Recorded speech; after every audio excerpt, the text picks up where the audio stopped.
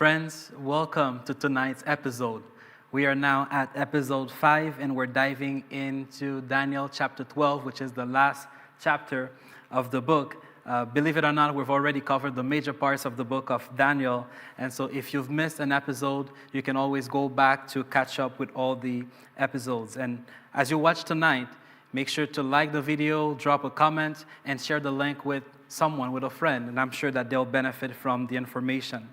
So Daniel chapter 12 is packed with meaning. But before we start, we have to keep our promise from the last session. Let's start with the identity of Michael as promised. Why do so many believe that Michael is another name for Christ? Excellent question.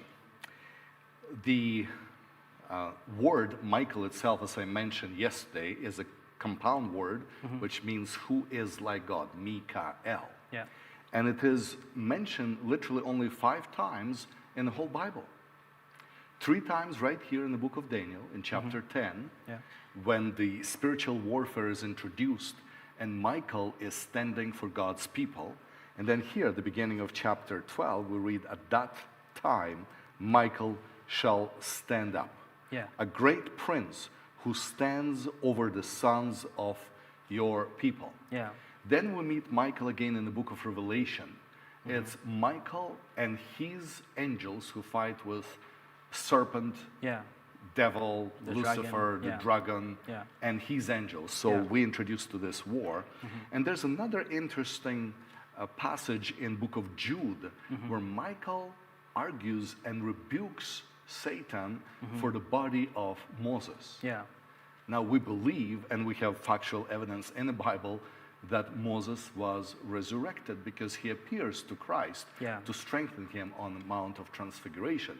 So who is it that has the power to raise from the dead? Yeah, that's right. That's right. But there's more to this.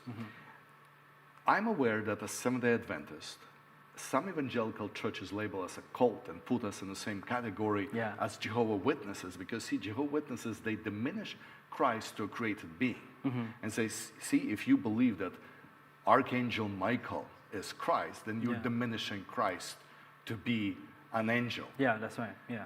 But that speaks to misunderstanding of the Bible, because the term angel simply means messenger. Yeah. When you read through the Bible, people were called angels because they were messengers. And so to say archangel, to literally say the highest angel, the commander, the prince of angels, but that does not literally limit him to being an angel.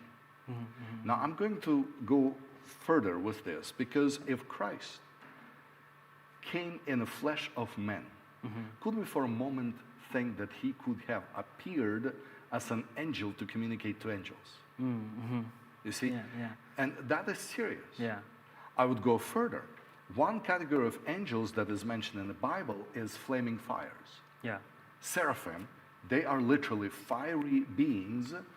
And when I open to the book of Hebrews, chapter 1, verse 7, it says, and of the angels he says, who makes his angels spirits and his ministers a flame of fire. And so angels are fire, but in the same book of Hebrews, chapter 12, verse 29 says, our God is a consuming fire. Is God a fire? And so again, if we try to limit our understanding to what's happening here just to these terms, we're missing the point. Yeah, that's right. And here's why I believe this, because when you look at the intertestamental literature, the books that are not in the Bible, but we accept them as historical because they're written between when the canon of the Bible is established and Jesus Christ. This is just a short list of how Hebrew nation saw Michael the archangel, patron angel of Israel, military leader, intercessor for entire world. Now we believe Jesus is the intercessor. That's right. Heavenly high priest. We believe Jesus is heavenly high priest. Mediator of the law at Sinai. Well, who was it that gave law at Sinai? Blower of the judgment trumpet. And that's interesting. We'll come to it in a moment. Guardian of heavenly secrets. Gatekeeper of paradise. Now, that is interesting because these were cherubims, not archangels. And see, Israel as a nation, they develop a whole system of archangels. Yeah. There's 10 of them. Okay. And Michael is not the highest. Wow. He's the third from the bottom. Yeah. The highest is Metatron. And the funny thing, Metatron is a former human being, It's Enoch, Wow. who ascended to heaven without seeing death. So he supposedly, according to Jewish mythology and Yeah. understanding, is the highest archangel. Wow. If you go biblical evidence only, there's no archangels plural. There's only one and archangel. only archangel. Yeah. Yeah. And so when you take all the evidence, we don't have a whole hour to spend on this. When you have Yeah. all the evidence, it is clear that Michael Archangel is the highest messenger of God. Yeah. But let me give you a few examples here. Some people say, well, one of.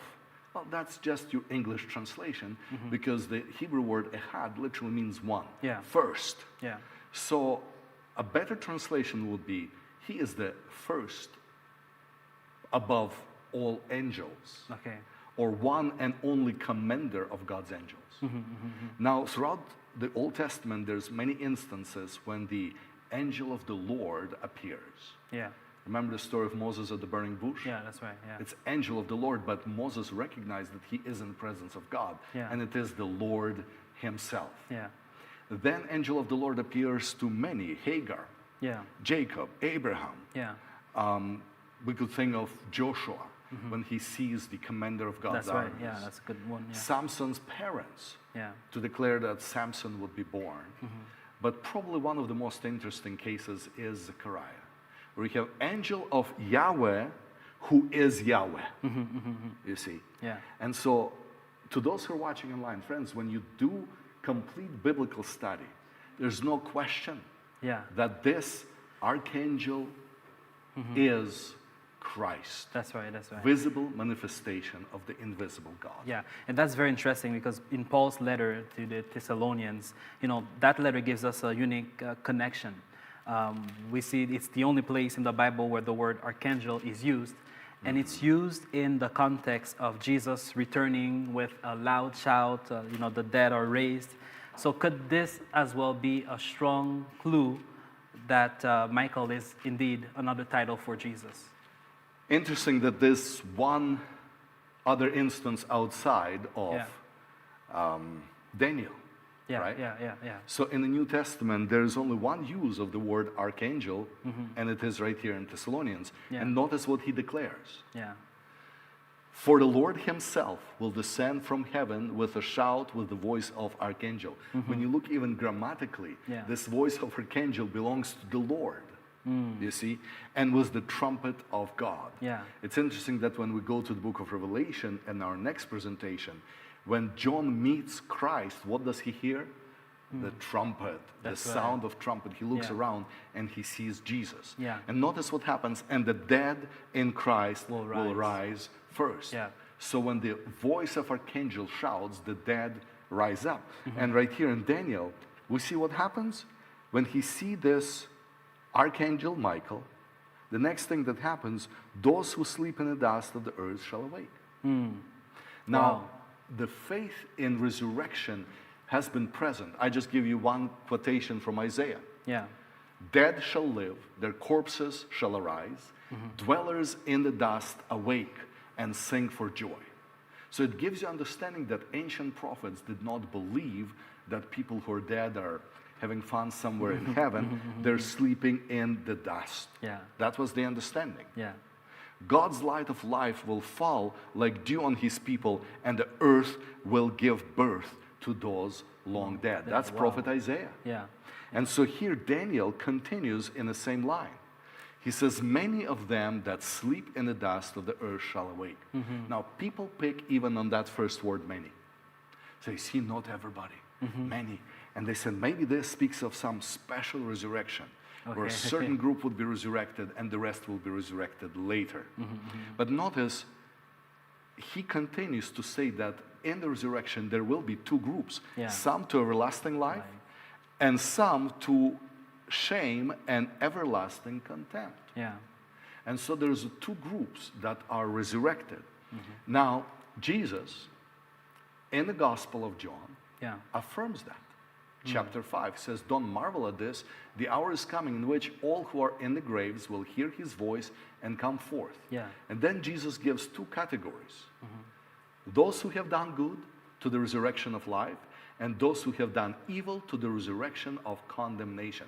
Now Jesus again just gives a brief outline. He Yeah. does not specify that there would be 1,000 years between the first Yeah. and second resurrection. That's right. Yeah. We would have to learn about it much later when we come to the book of Revelation. And so remember that rule. Yeah. Each prophecy builds upon the previous and That's right. builds up and gives much more information. Yeah. And so here in the book of Daniel, there is description given that those who are wise will shine like the brightness in the firmament, and those who turn many to righteousness like stars forever and ever. And then comes these sad words, you, Daniel, shut up the words and seal the book until the time of the end. Yeah. And it's sad, Yeah. because Daniel He wants to lived, know. Yeah. and he's seen so many prophecies, Yeah. and he wishes to see their fulfillment. That's right. And then he's told to That's sad. shut the Yeah. books Yeah. and seal it. He would not see it. Yeah. And then it says, many shall run to and fro, and knowledge shall increase. Now, this is something that, that we see in the Bible. I always hear the term knowledge shall increase. But what does this really mean? Does this mean general human understanding, or is this talking about more, prophetic understanding? How have we seen this unfold historically? All right.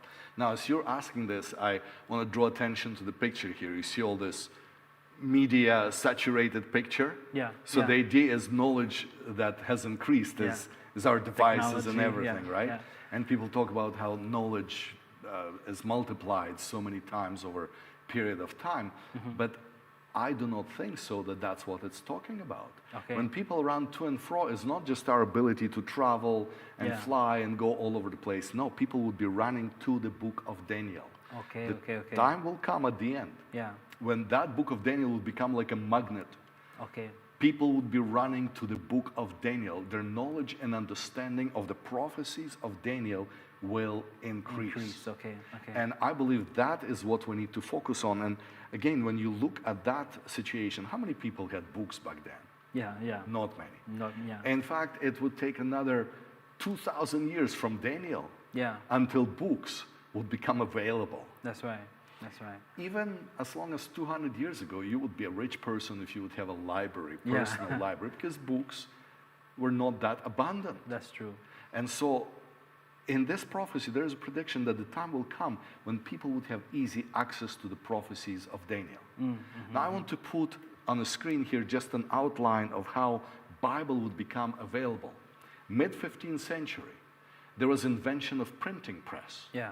And all of a sudden, Bibles are not written by scribes anymore. Yeah. By the way, that would lead sometimes to scribal errors. Yeah. But they're printed, mass publication. And so you have Erasmus printing Greek New Testament, Zwingli Swiss, Luther German, Tyndale English, Danish Bible. Many Bibles are appearing in printed form. And people begin to study, people begin to read, people begin to see what is happening. Yeah. So I believe that prophecy is taking us to the end times. You see? That's right. But Daniel is unceasing. Yeah. He wants to know, Yeah. how long shall it be Yeah. to the end of these wonders? You see? But he hears that question that is burning in his subconscious from the voice of others.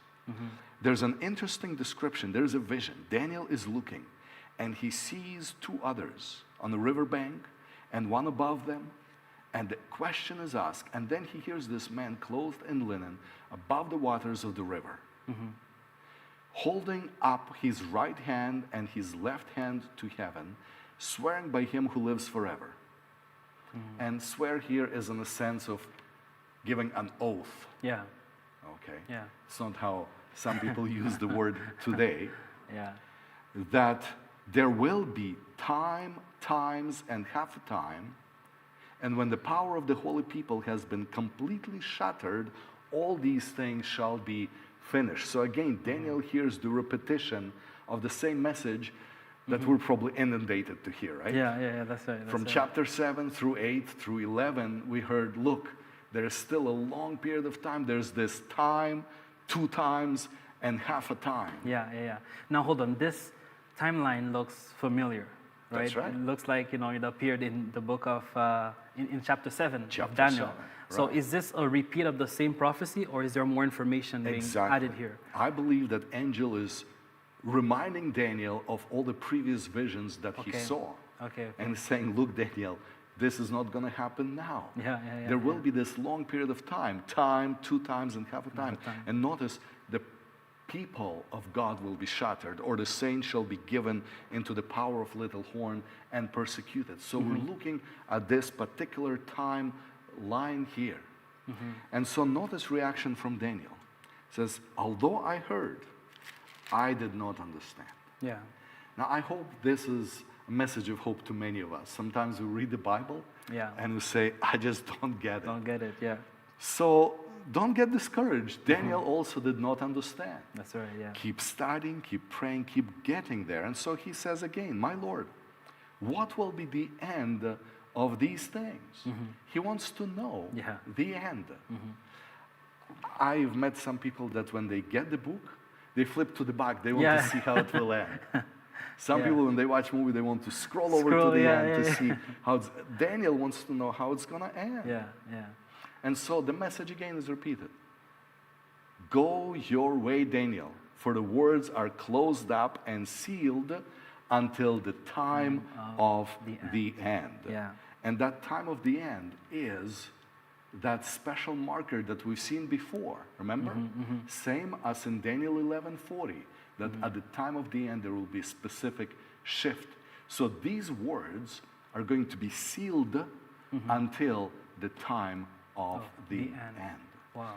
Anyone who tried to understand these words before that time of the end, they did a great job, but they're confused. They could not get it. Understand it. Yeah. You see? Yeah. But now, you would say, all right, I've got enough, so I'm going to rest. But angel surprises Daniel with more prophetic dates. Yeah. And so look at this. It says in verse 11, from the time that daily is taken away and the abomination of desolation is set up, there shall be 1,290 days. Wow. Yeah. Well, so we just encountered another timeline now. That's right. And also we see the phrase abomination of desolation. And so that's a strong term. What does it mean in this prophetic context here? Is this literal or is it symbolic? I believe it is symbolic, just like all the timelines in the book of Daniel are symbolic. Okay. Not literal days, but we're looking at day for a year principle. Okay. And so it's another timeline, but notice this one is longer. It's a 30 days or 30 years longer than 1260 that we saw before. And many people say, so what is this abomination of desolation?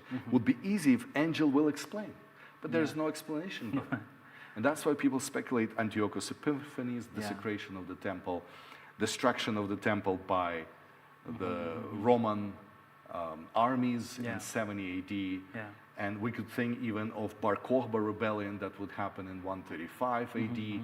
And we could think of many other things. But there comes another little correction.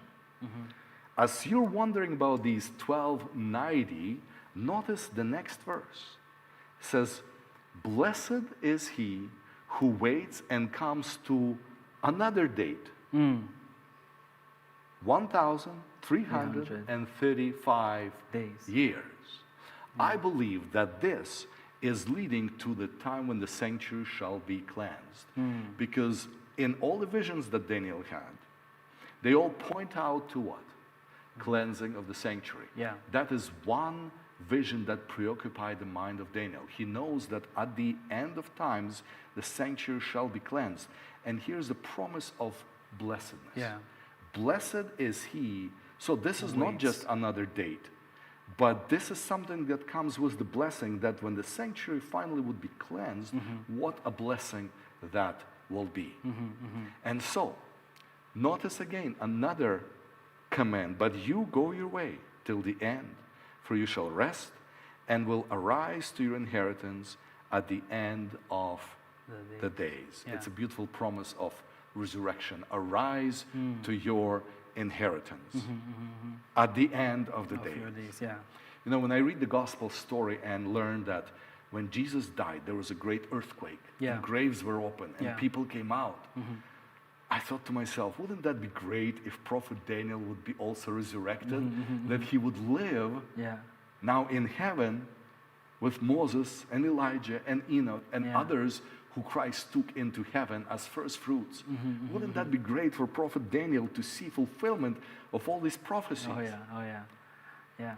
But God is saying, you know, you've seen enough. You sleep until I'll raise you in the end of days to receive that inheritance. Okay? Wow.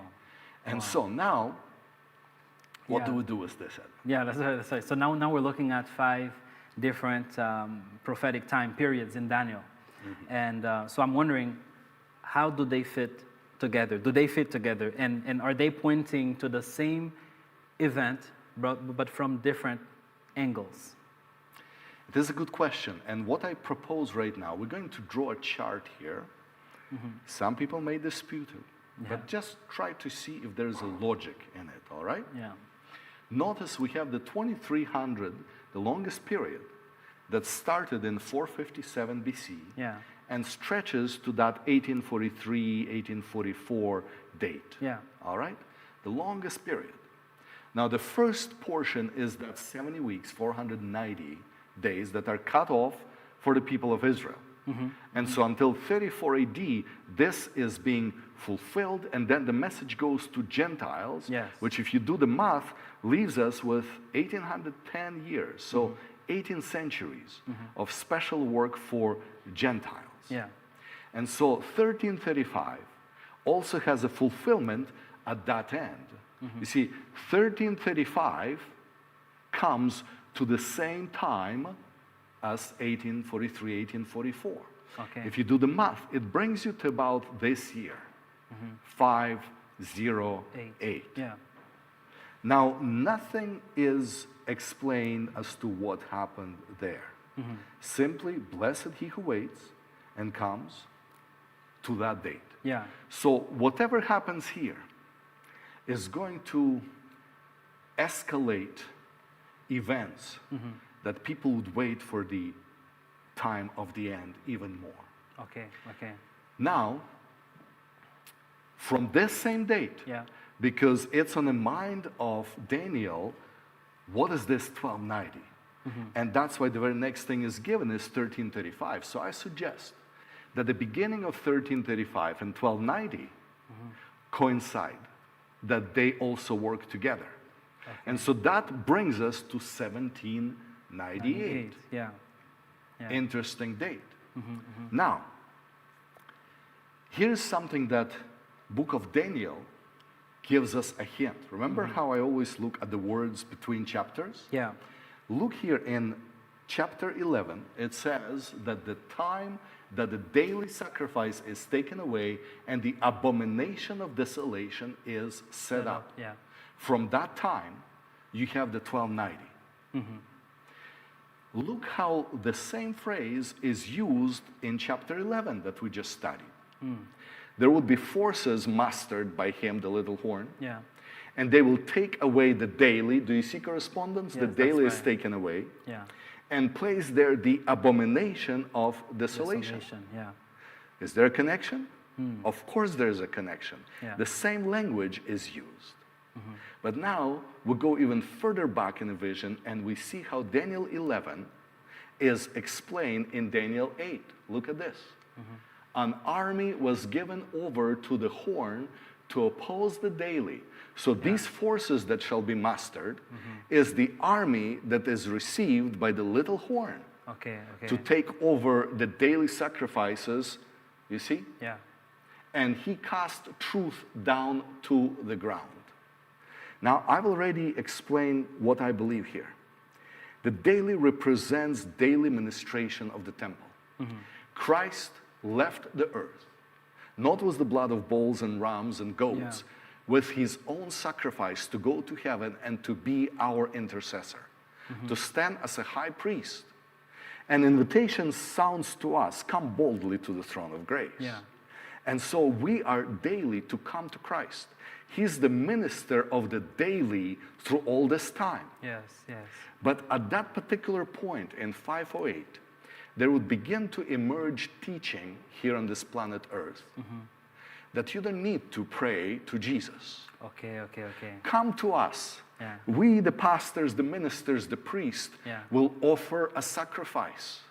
Do you realize that the priest still today in those human earthly temples offers a sacrifice? Mass is a sacrifice. Yeah. And so to me, that is casting truth down to the ground, the truth that there's no need for any sacrifices on earth. We don't need the daily priestly ministration, Yeah. you see. Yeah. And so that abomination of desolation is taking focus from Christ in the heavenly sanctuary to the priest in the earthly temples. Wow. Something very interesting happened in 508. Remember when we talk about the 10 horns, we talked about this fellow, Clovis. Yeah. He gave Frankish army in service of the Roman church. Okay. He offers the church the whole army. Frankish army is at your demand. Yeah. You need anything done, we'll do it for you. Yeah. Remember again this, friends. We'll come to this eventually. It's friends that gives the army to the church to do its bidding, to oppress the saints, Wow. to force people in believing certain way. You see? And so when you look at this time and half a time that holy people are shattered, time and half a time that saints are persecuted, would end in 1798. Okay. It doesn't begin here. It begins a bit later because it would take them 30 years to remove those 3 horns. When you look at the picture, Yeah. it would take 30 years to remove those 3 horns. Yeah. And so here we have the Dark Ages. 1260, that period is called Dark Ages. And by the way, it's not something that we've invented. Yeah. For the first time, that label was given by this poet, humanist, Francesco Petrarca, great philosopher. And he was the first to call that period Dark Ages. Yeah. Now, when I look at this, I find something interesting. Notice where he worked. Clerk in Avignon in the mid-14th century. Where were the popes at that time? In Avignon. Yeah. Okay. That's okay, the Avignon captivity. That's the 70 years that papacy was taken from Rome Okay, I see. to France. Yeah. And he was actually clerk in papal Okay. court. Yeah. Besides being poet and humanist and philosopher, his livelihood depended on his clerkship. Yeah. And knowing the inside operations, his reaction was, Dark Ages. Yeah. All right. Yeah. And so, as I look in history, everyone who tried to figure out these dates couldn't make it. One of the notables is Sir Isaac Newton. He was fascinated with Daniel and Revelation. His handwritten calculations exist, and it's fascinating. He was a great physicist, mathematician, logician, and he, point by point, tried to do if, then, if not, then. Okay. Couldn't figure out. Okay. He couldn't figure out the 2300. He couldn't figure out, look at that, 1335. 1335, yeah. He spent most of his time trying to decipher the book of Daniel. Wow. The closest day he could come up with, 2060. Yeah. When these notes were discovered in Israel, you could imagine the sensation it caused. Yeah. Back in 2003, I think, it was in every newspaper. Isaac Newton figured out the date prophesied by Daniel. But all these things missed the point because the time of the end has not arrived. His book is published, and you could get it on Amazon today. Really. Observations on the prophecies of Daniel and Revelation. Very interesting, but he could not figure it out. There's another, Joseph Mead, a professor at Cambridge. He studied the book of Revelation, and so there was this desire to understand. But you see what the Bible says? Yeah. The book would be sealed, the book would be shut, you would not get it until that time. Yes, that's right. And that time, this is a time that we see over and over again, 1798, arrest of the Pope. And so why was that such a world-shaking event? Did it really cause people to take prophecy seriously in a new way? Exactly. A historical overview. Prior to this time, yes, there are people who question the Pope, people who tried to poison the Pope, people who tried to kill the Pope. When you read the history of papacy, it's full of all kind of intrigues. It's very interesting. I mean, when you think of Borgias, when you think of others, but there's never been this kind of brazen act of army marching into Vatican, marching into papal states, arresting the Pope and taking him away in that way. Okay. And another thing that happened just before, in the other part of the world, where we are, in Americas, there was that new nation growing, new nation developing. So the world was in different stage, and they were looking at these events. And so when they start looking at that date, and a few years prior, France revolved again. France, the same country that gave power, the same country would take the power away. Wow. France would abolish, for the first time, the canon law, the Justinian code of justice, the law of Justinian that ruled Europe for 1,260 years. Wow. And so people start looking at prophecy differently. One of those books was written by a Jesuit, Manuel Lacunza. By the way, remember, I shared that last night, Jesuits were expelled. They were in exile, so he was hiding somewhere in Chile, writing his book. And his book was published under title, Coming of the Messiah in Glory in Majesty, in Latin. It was translated in English, and now the Protestants were eating up that book. They were studying, they were saying, wow, all these dates are adding up. By the way, the chart that I shared with you is not something that fell on me or I invented. That's something that has been discovered by theologians and agreed upon for the past couple hundred of years. And so there are different societies, different groups in England. There was a whole movement in England by Irvin to establish the prophetical timelines. And here in Americas, where they would start studying specifically book of Daniel. Here in Americas, there was a specific movement, Millerite movement, that brought people from Baptists, from Methodists, from different churches. And this was one of the charts that was created by these two young preachers, Charles Fitch and Apollos Hale. And notice that all these images that we've been studying, there's your statue from Daniel 2, there's all the beasts from Daniel 7, there's beasts from Daniel 8, there's all these interpretations, and now they brought book of Revelation into it. And so this chart would become so popular that preachers would reproduce it and travel with it, and they would explain to people that prophecies are about to be fulfilled. That was even published in newspapers. So people read it not just somewhere in quiet rooms anymore. It was on the streets. You could imagine those newspaper boys running, you know, buy the paper here for a penny or whatever they were selling it. This was the front line news.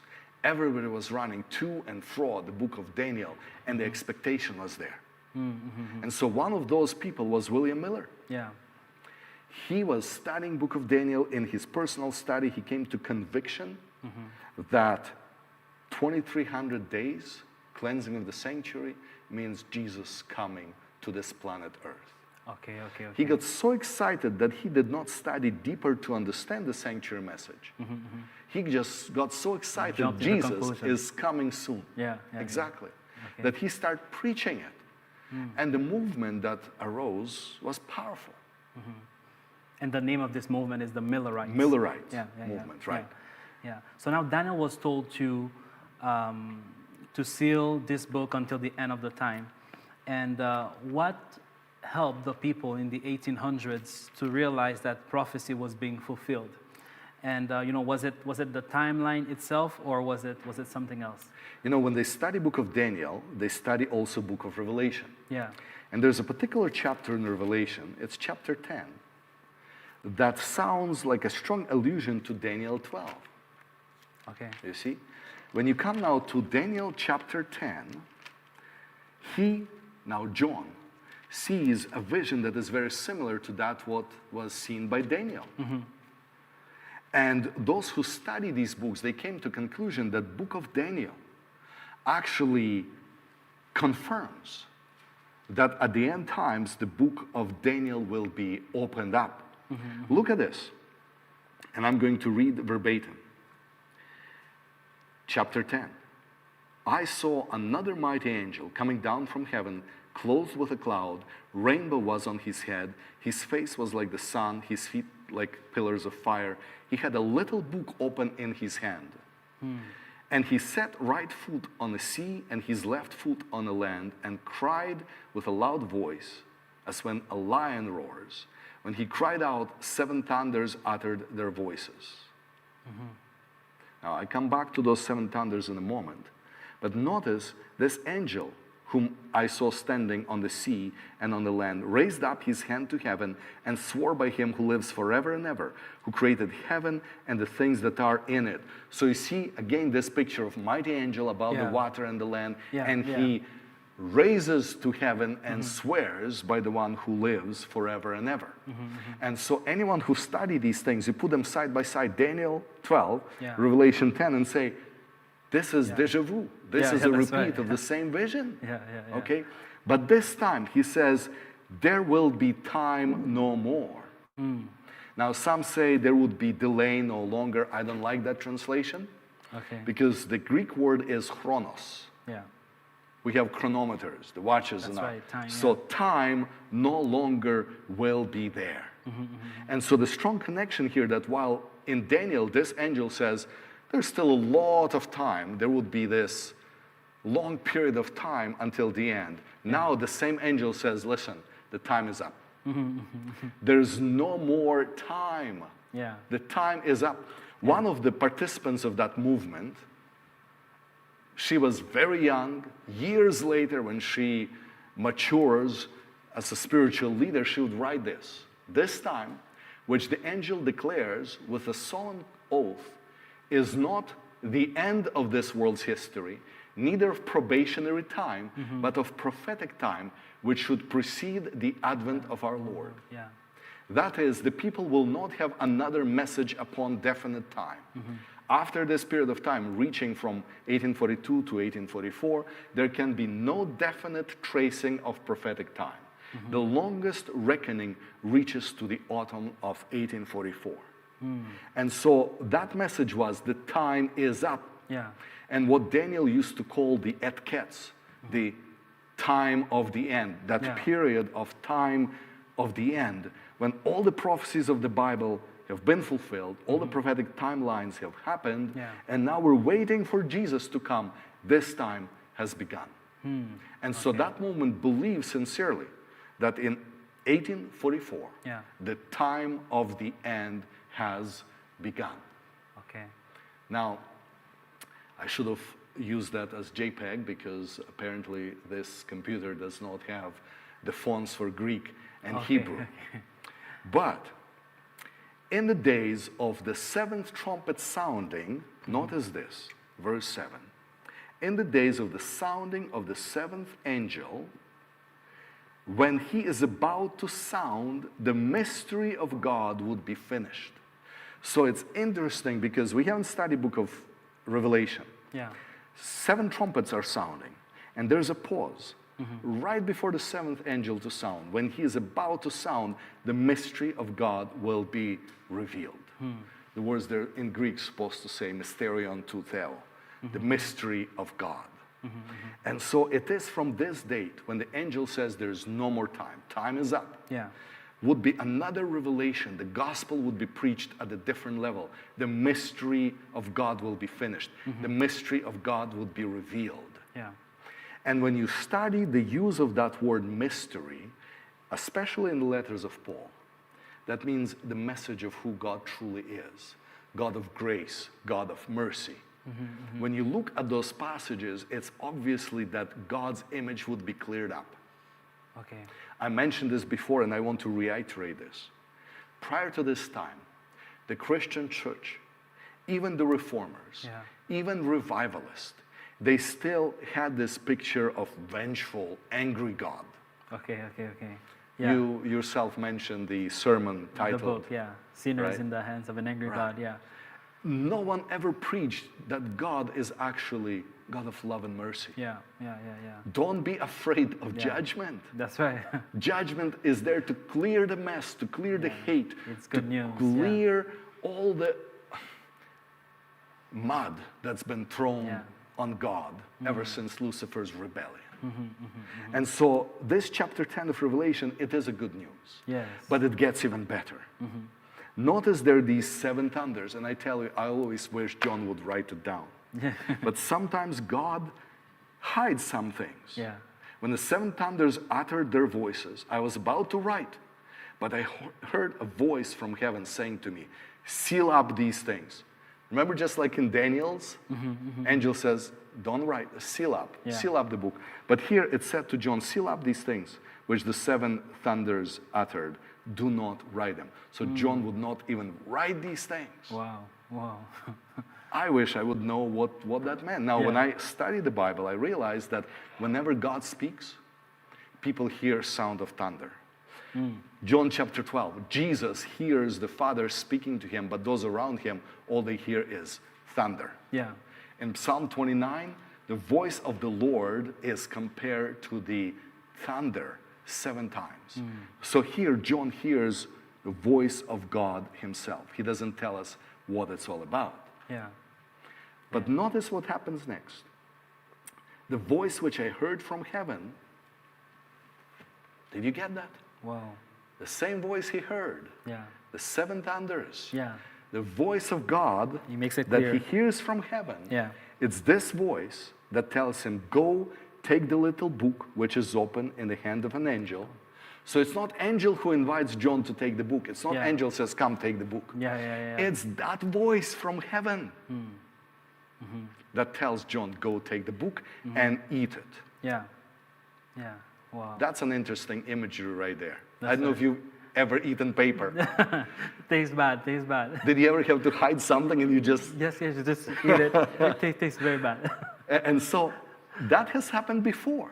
Wow. Prophets Jeremiah and Ezekiel had a similar visions where angel told them to eat the scroll. Oh, And that's in right. those cases, it is always sweet and bitter experience. Yeah. And here he's been told, listen, when you eat it, by the way, eating the book is diving deep, studying. Yeah. You know, if I open Psalm 119, let's take a look at this passage. Yeah. Psalm 119. 119. Look at this encouragement to all the believers. Psalm 119 and verse 103. How sweet are your words to my taste, sweeter than the honey to my mouth. It's a beautiful statement. Yeah. And so John is told, when you take this book and eat. Yeah. And you understand, John lived 2,000 years ago. It's not John, it's the believers a couple hundred years ago that start studying the book of Daniel, studying the book of Revelation. And what they study, what they ate was so sweet in their mouth. Yeah, that's they right, went that's out right. preaching, drunkards got sober. Yeah, you see. yeah. Sinners came to repentance. It was the greatest revival movement. Wow. Now this sweet, bitter experience from Revelation 10 is very personal. How did this prophetic disappointment move the believers forward instead of, driving them to give up, driving them away? It's obviously Jesus did not come as they expected. Yeah. 1844 came and went.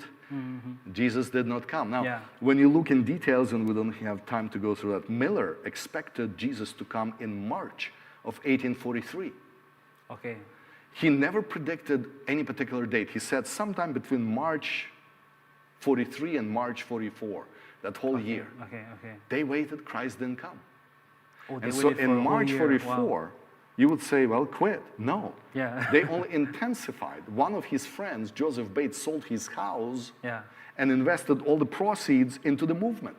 Wow. So when they set that date, October 22nd, they experienced a great disappointment. Wow.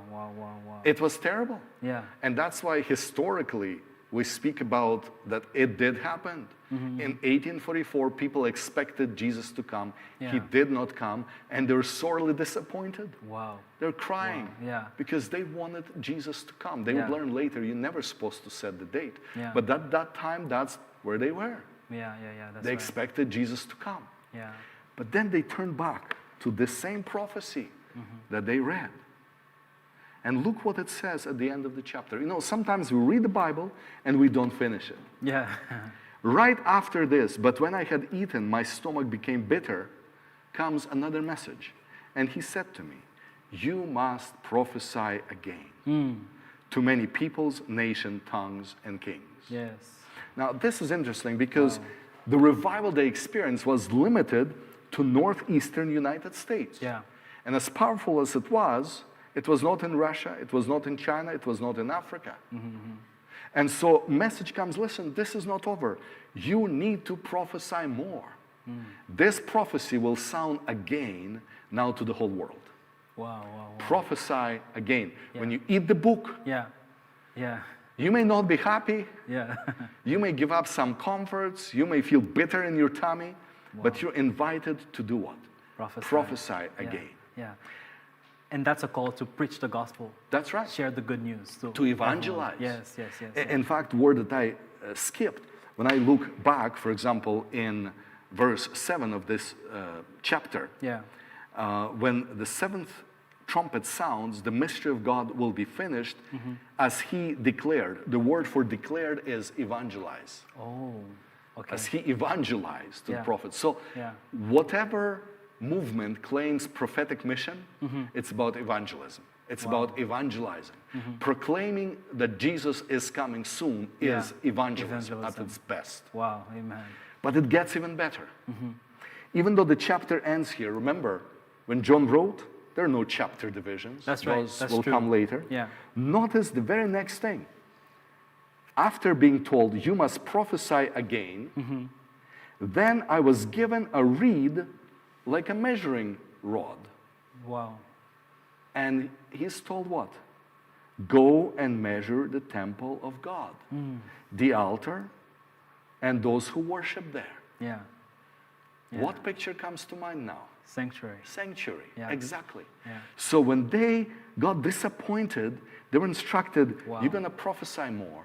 And now your prophesying will have something to do with understanding the temple, Wow. understanding the sanctuary, understanding the Yeah. altar message. Wow.